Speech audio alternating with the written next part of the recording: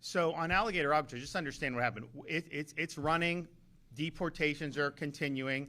You had a very partisan judge that issued a ruling saying that that DHS couldn't send any more there until, whatever. So they appealed. We're doing that. So DHS hasn't sent more, but all that stay stuff, that's happening right now. We stand ready, willing, and able to accept who DHS sends. Remember, our role at the state, we don't conduct the actual deportations. We process, stage, and then DHS takes them away. And because we've had Alligator Alcatraz, you've had thousands and thousands of deportations that might not otherwise have happened because they didn't have enough room to be able to do it. So we're ultimately going to win that fight. Now, I also announced that we had demand even beyond Alligator Alcatraz, and so we have this deportation depot up in Northeast Florida, Baker County, right next door to Jacksonville. So that'll be able to hold another 1,000 to 1,500.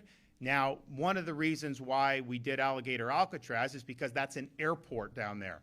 And so they built the temporary facilities with federal reimbursement. I mean, I hear people say, oh, Florida is out this money. No, we spent money and we will get reimbursed. And getting illegals out, that saved you money because they are costly if they go to the medical care or all this other stuff.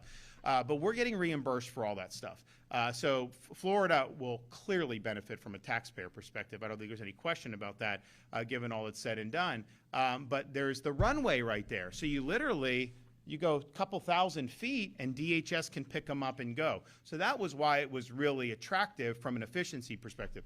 Baker County is not far from the Lake City Airport. It's just going to require loading people and driving. It's like maybe 10 minutes down the road, and then they can be flown out of Lake City. So that will happen. That will be good.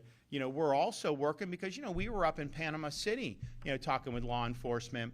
And, you're in the Panhandle, sending to Alligator Alcatraz, that's a long way. Even sending to the deportation depot in North Florida, that could be 3 to 5 hours depending on where you are in the Panhandle. And so, they were like, is there a way we can get a facility that's going to be closer to us? And so we said yes. So we're actually in the process of figuring out how we can set up a Panhandle pokey.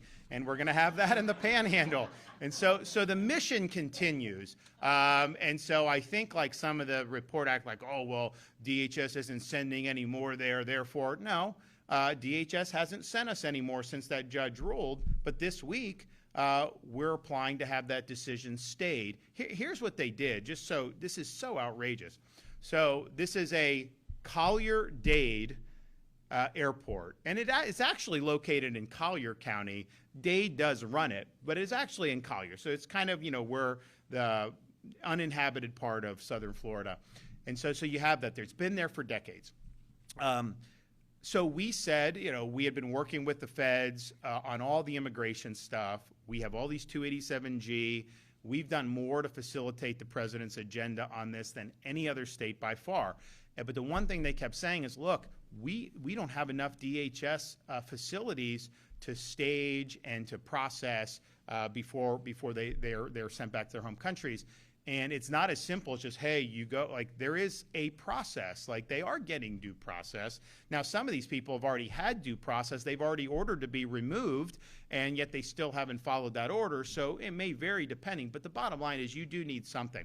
So that's why they said, is there a way you can expand capacity? Well, Sheriff Lima, they've got criminals, normal criminals they've got to deal with. Like, we can't say, like, oh, the local jails should just have to do this. Now, they have done it to a certain extent, but there's definitely a limit to that. Our state prisons, we have people who get convicted, go to state prison.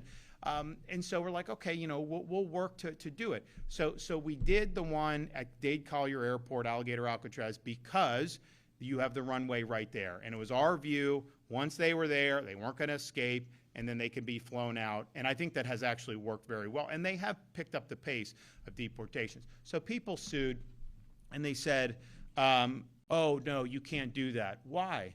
You didn't do an environmental impact statement. That's what it was. That was the crux of the suit. Now, the state, we don't have to do a federal environmental impact statement. when we're doing business on our own property. Like, we don't have to do it. It's not a requirement. The federal government does have to do it when they're doing certain things, and that is law, and I think it gets abused, but it is the law. So, you know, we didn't do it because we're not required to do it. What the judge said was, well, since you're doing this to help the feds, it really is a federal facility, and therefore they didn't do the environmental impact statement. So even if somehow we don't get a stay, you know, DHS, they can generate an impact statement. The impact is negligible because it's all self-contained on the existing airport footprint. We're not doing sewage or any of that. They truck the waste out. They bring all this in. We obviously weren't going to do anything that was going to undercut all the stuff I've done for Everglades restoration. And so that was all buttoned up. So that's what the judge, oh, you didn't do that. The federal government is really running it, even though they're not. Therefore, they had to do it. So I do think we're going to win that fight, and I think that we'll have that. But we're also going to have Deportation Depot. We Panhandle, Pokey, and then we're also looking at other areas. And so I think the net of this, there's a demand to have way more than just Alligator Alcatraz. I mean, the reality is, if this judge's ruling stands, even if we continue with these other facilities, you know, DHS will not have enough space. It will be harmful to the efforts. It'll be harmful for the state of Florida. So we're very confident that they're going to do. And DHS, you know, I think their position is, look, if a judge tells us not to send to that facility, then we'll send them other places. And that's fine. You know, that's their prerogative to do. But it's still being operated. We're going to, and a lot of people have been taken out of there for sure. So I would just say stay tuned on that. The mission continues. We are going to ensure that the laws are enforced and that people here are illegally, particularly those who have already been ordered to be deported. We've got 70,000 people in the state of Florida alone that have final deportation orders that haven't been executed. Obviously, Biden wasn't executing any of this stuff. So just that, you know, we need. But you need infrastructure to do it. So I think that that's all going to work out. The reality is, it's funny because, you know, you have like a narrative when it was set up, and a lot of people in legacy media, but also on the left, oh, this is so bad. It's so bad that you have this. Then when a judge says don't send any more, they're like, oh, see, you're not accepting anymore. That's so bad that you're not getting. I'm like, which is it? Did you not want it, or do you want it? Do you want it to keep operating? So the mission continues.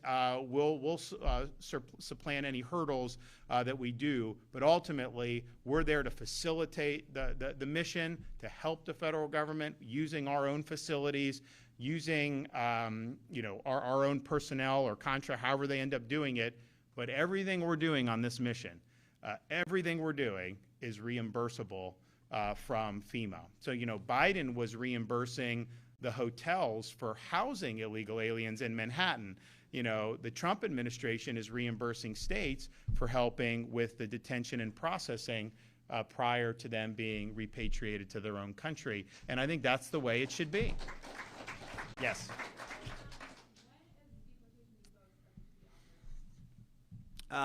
We will, it is momentarily. We will have an announcement on that maybe pretty soon. You know, we may, you'll find out pretty soon, I think. I mean, we said it would, the runway we said when I announced it is basically the timeline that we'll be on. Yes.